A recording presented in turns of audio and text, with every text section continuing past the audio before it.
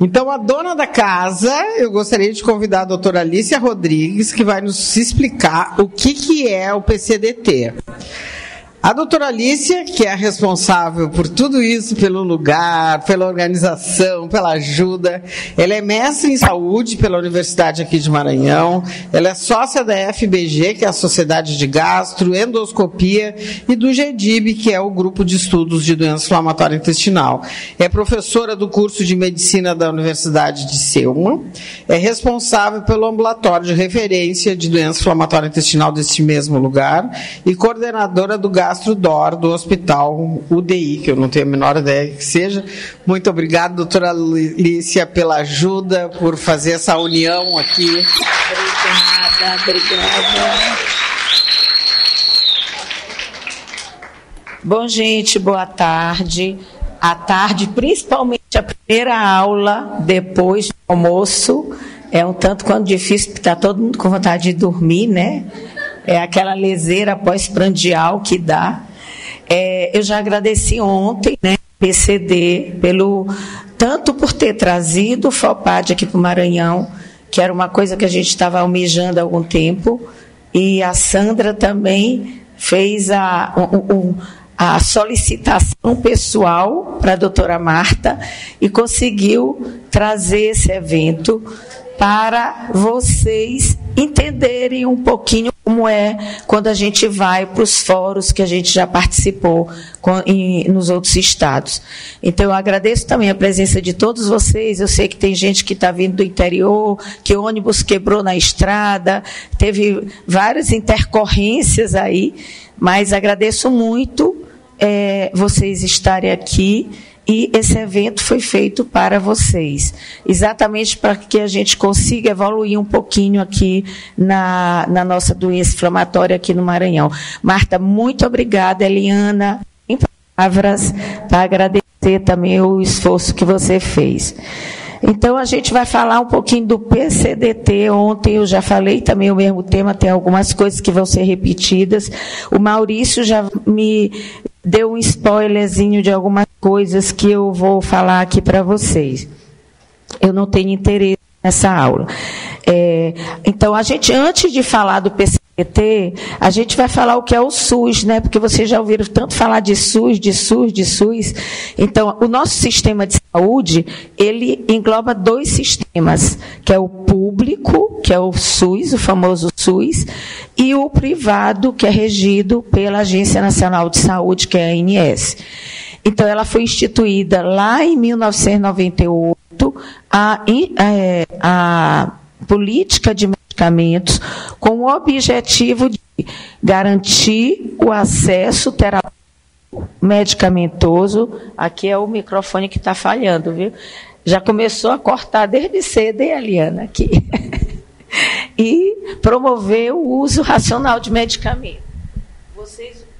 Vocês ouviram o Maurício falar que para ter direito ao medicamento a gente tem que ter normas, né?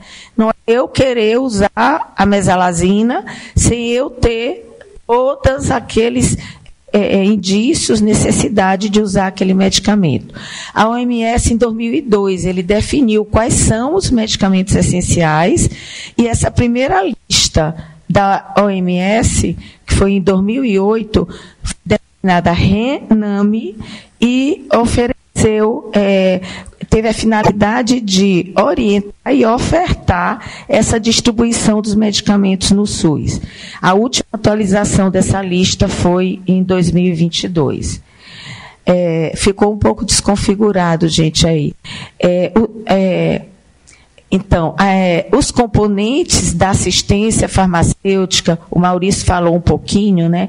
Então, são 3 componentes: aqueles que trabalham com componente básico, que são medicamentos de atenção básica, os componentes estratégicos, que são das doenças endêmicas, e o CEAF, que são os componentes especializados, que estão relacionados com as doenças crônicas de custo elevado e maior complexidade, que aí entra as terapias da doença inflamatória, que são os imunobiológicos. O financiamento dessa CEAF é de acordo com a classificação do medicamento. O Maurício também já falou um pouquinho. O grupo A é financiado, o financiamento e aquisição é centralizada no Ministério da Saúde, aí entra os medicamentos biológicos. O grupo 1B, ele é financiado pelo Ministério, mas existe a transferência dos recursos para os estados e o Distrito Federal. E aqui a gente tem também um medicamento que alguns pacientes com doença inflamatória usam, que são aqueles pacientes que têm colangite, que é o Ursacol. O grupo 2 é de responsabilidade executiva e financeira das secretarias estaduais de saúde do Distrito Federal. E aí a gente tem a mesalazina, a azatioprina, a ciclosporina, que são os imunossupressores. E o grupo 3, que são financiados de acordo com as regras do CEPAF. Então, aqui, quando falaram para quem que a gente vai cobrar, né? Então, dependendo do que está faltando, a gente tem que saber para onde a gente vai fazer essa cobrança pela falta do medicamento. O acesso aos tratamentos, né? Aqui são dois, tem o público, que é organizado pelo governo e através aqui do famoso PCDT, e o privado, que ele é regido pela ANS, mas que é de responsabilidade dos planos de saúde. Tá? Então, nessa briga, de um lado e de outro, fica nós, pacientes, para ver para quem que vai liberar o quê. A história do SUS, né? O que é o SUS? É uma rede regionalizada e hierarquizada que constitui o Sistema Único de Saúde. Ela foi criada na Constituição de 88, foi regulamentada em 90 pela Lei 8.080 e 8.142 e foi atualizada pelo Decreto 7.508 em junho de 2011.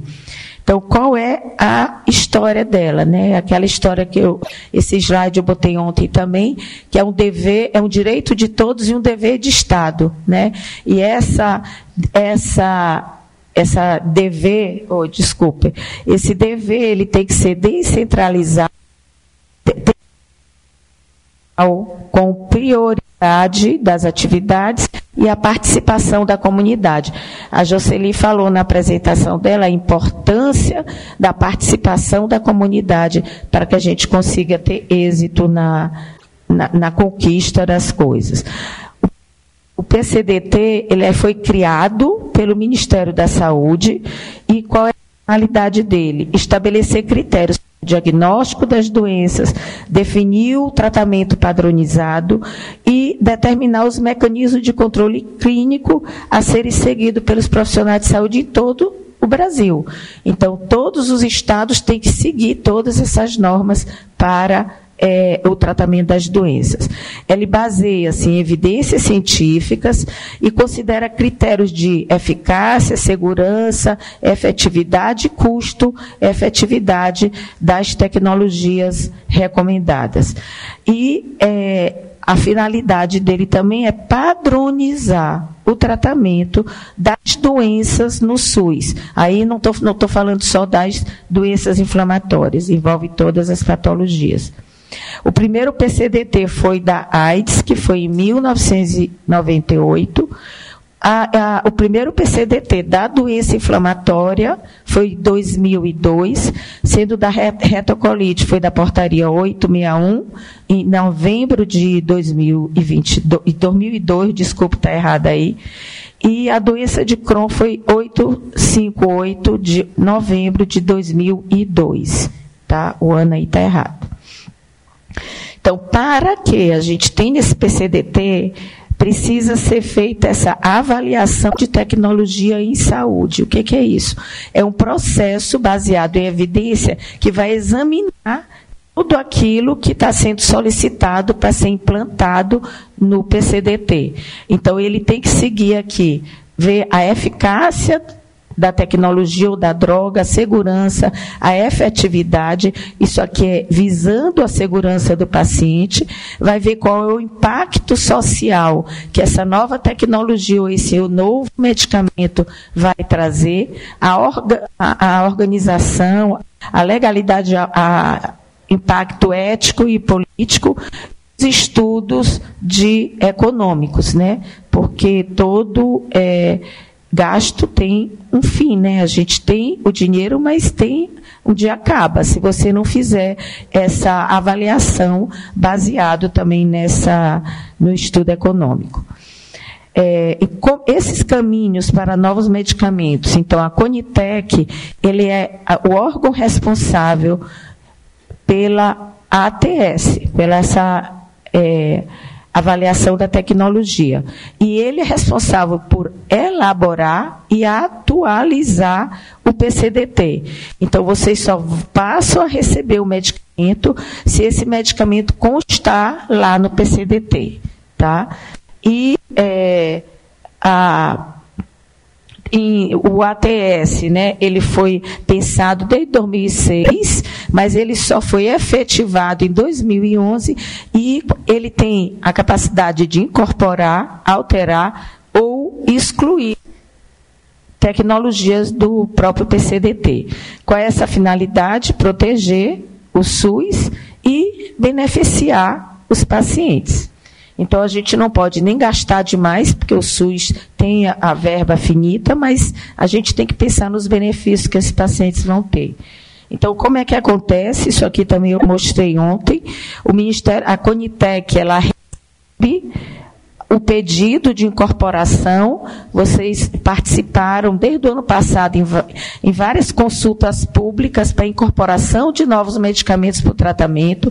Então, ele recebe essa demanda de inclusão, aí ele vai analisar os estudos que foi apresentado pelo demandante. Então, vamos dizer, o laboratório está querendo incluir um medicamento, aí a Conitec vai analisar tudo que foi acrescido, todos os estudos que o laboratório acrescentou nessa solicitação para ver se estão compatíveis com essa inclusão. Se eles acharem que não está suficiente, eles vão pedir que mais estudos sejam anexados para poder fazer o relatório, né? Que é feito aqui na plenária, eles vão fazer essa avaliação para poder fazer uma que a gente chama de recomendação preliminar. Então, depois disso tudo, a plenária resolve que eles vão fazer uma recomendação não favorável à implantação daquela droga, daquela medicação. Então, daí vai para o que a gente chama de consulta pública, que é aí que vocês entram. Por isso é que Sandra fica no grupo o tempo todo. Olha, tem que participar da consulta pública, para poder, quanto mais pessoas fizerem essa manifestação com maior evidência, maior a probabilidade que tem de se fazer a modificação daquela recomendação anterior. Tá? Então, se eles forem não favoráveis, se eles tiverem bastante participação na consulta e com evidência que esse medicamento vai trazer benefício para o paciente, consegue reverter essa recomendação e passar favorável. E daí vai para a audiência pública, né, através da Secretaria de Ciência e Tecnologia, e depois da audiência pública eles preparam o relatório para ser publicado no Diário Oficial da União. Então, seguido todos esses passos, é que ele já passa a fazer parte, né, do PCDT, mas toda medicação nova ou tecnologia solicitada precisa haver a atualização do PCDT para que ela seja incluída. Então, o que precisa? Maurício já falou com vocês de manhã, precisa o quê? O LME, que é esse laudo que o médico tem que preencher, como ele falou, todos os campos, prescrição do médico, um termo de esclarecimento e responsabilidade para quem está começando o tratamento. Todo paciente novo que vai dar entrada precisa desse termo assinado pelo médico. Os exames exigidos no PCDT para a patologia que ele está requerendo e a cópia dos documentos e comprovantes de residência, além do cartão do SUS também. Tá? Então, todos esses documentos têm que ser anexados. Então, como é que funciona esse fluxo lá no SUS? Então, aqui no início é o paciente na consulta médica, o médico chega a um diagnóstico, aí vai para a escolha do tratamento. Depois que escolheu o tratamento, ele vai para preenchimento do LME. Aí esse LME vai para análise, vai ser entregue lá na FEME. Depois dessa entrega, vai para análise, como o Maurício comentou com vocês, que hoje eles estão conseguindo essa análise. A média de tempo aqui é de 10 a 15 dias para que seja liberado. Tá? Então, no momento da análise, se eles acharem que está tudo condizente com o PCDT, ele vai para a liberação e os pacientes têm que lembrar, eles têm que fazer a renovação depois. Tá? Então, você vai dar entrada. Na renovação, você não precisa levar tudo de novo. Só precisa levar o quê? O LME e a receita do profissional. Não precisa mais levar os exames, nada disso. Mas tem que lembrar. E aí, eu repito aqui o que Maurício falou. O que acontece muitas vezes? O próprio paciente esquece que acabou a receita. Então, ele vai lá para a FEME, não tem receita, e a FEME não vai liberar, porque não tendo a receita para renovação, não vai liberar. Então, vocês têm que ficar atentos para não deixar perder o prazo para essa renovação. Se, por acaso, não preencheu todos os requisitos, você vai ter que pedir por escrito lá para a FEME o que foi que ficou faltando para a liberação e você vai voltar no seu médico para tentar resolver a pendência que ficou na FEME. O que nós temos hoje de acesso? Então, nosso primeiro acesso que a gente teve foi lá em 2002, para retocolite Crohn, pouquíssimas medicações, corticoide, sulfa, mesalazina, cirurgia, logo a seguir veio a azatioprina e o metotrexato, que são imunossupressores. Os biológicos só entraram na doença inflamatória lá em 2010, para a doença de Crohn, que era o Inflix e o ADA. Em 2017 foi acrescentado o certolizumab. Em 2020 foi liberado para a retocolite, o Inflix e o Vedo, e em 2021 a pequena molécula, o tofacitinib. Então, esses são os que a gente tem disponíveis hoje. Em 2023, a gente já tem outros liberados, mas nós não temos ainda acesso pelo SUS, porque está esperando a famosa atualização do PCDT. Então, enquanto o PCDT não atualiza e coloca esse medicamento, o SUS não disponibiliza. Então, isso é o histórico do que a gente tem.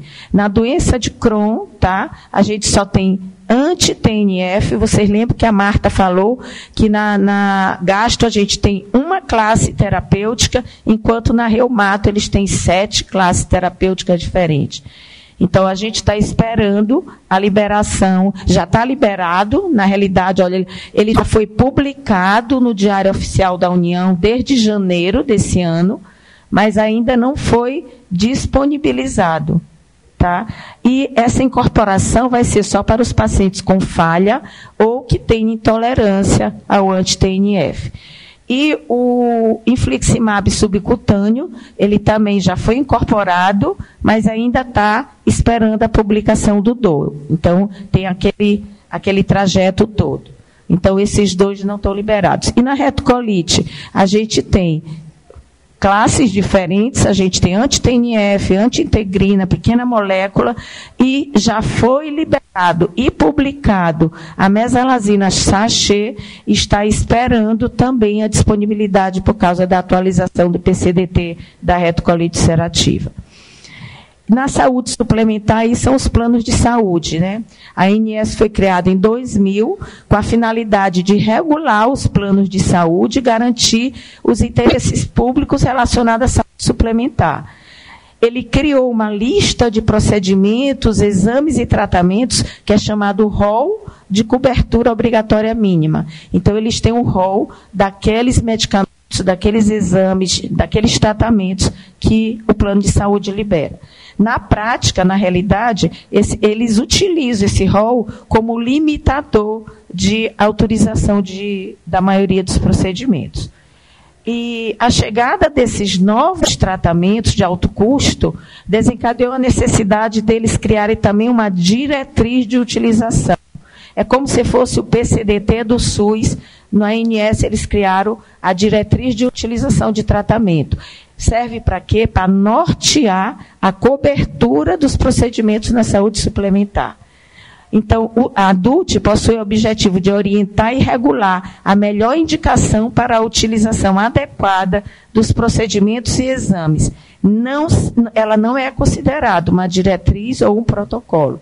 E aí a gente traz um exemplo aqui da doença de Crohn, que lá no DUT diz que os pacientes que têm direito, na doença de Crohn, que tem um IADC maior do que 221, ou um índice de Havel-Brecht maior do que 8, refratários ao uso dos medicamentos imunossupressores ou imunomoduladores por um período mínimo de 6 semanas, ou que são intolerantes na presença de contraindicação do uso desses medicamentos. Então, eles vão liberar os imunobiológicos para todo mundo? Não. Eles só vão liberar para aqueles pacientes que tiverem doença moderada grave com índice de atividade aumentado. O período de submissão antes era muito maior, era de 2 a 3 anos. Isso reduziu, foi um avanço muito bom que teve, e agora, a cada 6 meses, eles estão fazendo inclusão de novos procedimentos e medicamentos no rol. E o mecanismo dele é muito parecido, né?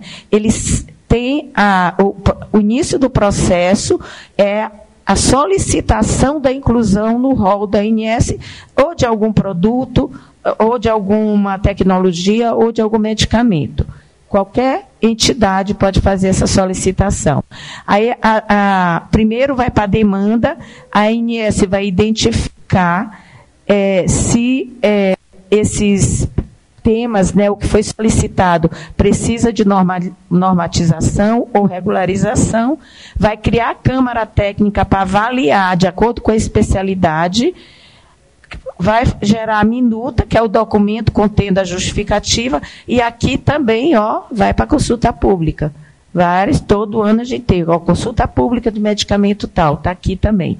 Aí espera a análise das respostas, a aprovação que é realizada pelo DICOL e a publicação também no Diário Oficial da União, na página do ANS. E qual é a documentação para os planos de saúde? Primeiro, você tem que fazer um laudo com o dado completo do paciente, a história médica detalhada, o diagnóstico, o tratamento que ele já fez, a evolução da doença, a justificativa, por que eu quero começar com infliximab, ou com adalimumab, ou com vedolizumab. Então, eu tenho que colocar no meu laudo a justificativa por que eu quero usar aquele medicamento. E a receita com a escolha e a apresentação da medicação que você vai iniciar. O que nós temos hoje liberado pela ANS? Na doença de Crohn, em 2021, Inflix, ADA, o Inflix está repetido aí, Vedo e Ustekinumab. Os critérios baseado no DUT, lembra da diretriz? Então, é um CDAI a maior do que 221, um Havel-Brecht de 8 e a presença de doença perianal. Na retocolite, está liberado o Inflix, o Vedo e o Golimumab, tá? E além desses, já foi aprovado, mas já foi comentado aqui da calprotectina, que já foi aprovado, mas a gente não tem disponibilidade ainda. O IGRA, que é para pesquisa de tuberculose latente, e a cápsula endoscópica também, que está em vias de liberação. Então, o que a gente não teve de necessidade atendida até hoje? A disponibilidade da mesalazina sachê, que já foi incorporada, mas não está liberada, a incorporação da calprotectina e as outras terapias que já foram aprovadas pela Anvisa, Goli, Ustekinumab, Upadacitinib, mas ainda não estão liberados para disponibilidade no PCDT. E a necessidade de centros de referência. E aqui é a equipe, eu faço parte da Comissão de Acesso e Farmacêutica do GEDIB, e essa é a equipe que eu tenho muita honra de participar. E essa aqui é uma mensagem para todos, mas especialmente para vocês, pacientes. A maneira de começar é parar de falar e começar a fazer. Então, não deixar só a Sandra responsável por tudo. Então, você faltou seu medicamento, se unem. O que é que vocês podem fazer para melhorar o final dessa história, tá? Então, falar, pesquisar, ir atrás é importante, mas tem que botar a mão e fazer para que possa acontecer. Obrigado.